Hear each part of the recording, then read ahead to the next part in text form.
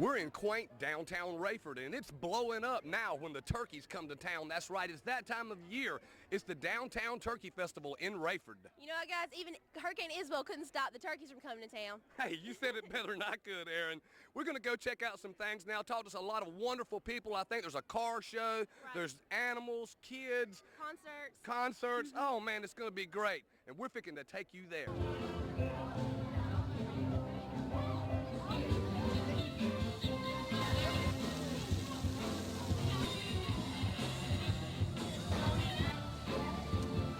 We're here at the Turkey Festival and something sure is smelling good. So we're coming over here to see what is going on at the cook-off. So what are you cooking today? Turkey stir fry. Now what is your special secret? Oh. I think sweet potatoes a little bit unusual. Okay, well that's Unusual to me. How are they judging? I don't know. I think there's probably taste, appearance, and what have you, I would think. No, that's great. Well, if you have any left, please feel free to give us some. I will. Come by my house and I'll make you one. Now you can't offer if you're not going to deliver. I will. Okay, great. Well, this looks great. I'm excited. Maybe I'll get to have a taste of it. I hope so. Ladies, what is cooking? All right. What's cooking? Turkey. This looks great. Now we'll ask everybody about their special secrets. What's yours? Secrets to this recipe? Sure. Getting the things to stay together. Vegetables, and we fried some turkey, and we broiled the bread. Well, that's great. Who taught you how to cook? My mom. Is she here today? Yes, ma'am. Are you competing against her? No, ma'am. Why not? Because she didn't enter the contest. I want to know, if you were in the contest, she was in the contest, who would win? Me. Dried cranberries, toasted pecans, fresh herbs out of my garden, and a little bit of herb stuffing mix. It's the same ingredients I put in my Thanksgiving turkey stuffing. Well, that's incredible. So you just kind of... Just had some left over one day, and I thought, I'm going to give it a try. Of course, I had to make much smaller quantities for this. Have you ever done this contest before in previous years? Yeah. Have you won yet? Back in 1987, I won, yes. How many years have you been doing this? Recipe contesting? Since 1971. Wow, every year? No, not every year. I probably entered a contest every year, but I haven't won one every year. Where are you from? Blowing Rock. Wow, that's quite a drive. 5 hours, but it was worth it. Well, that's great. And Gina, I want you to tell me a little bit about where the Turkey Festival originated. 19 years ago, it originated as the Turkey Parade, mainly supported by Marvin Johnson, the owner of the House of Raeford Incorporated, and Wyatt Up Church, the owner of Tar Heel Hatchery. At that time, it was just a parade.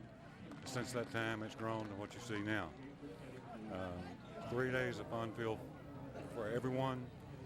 One of the fastest growing family-oriented festivals on the Eastern Seaboard.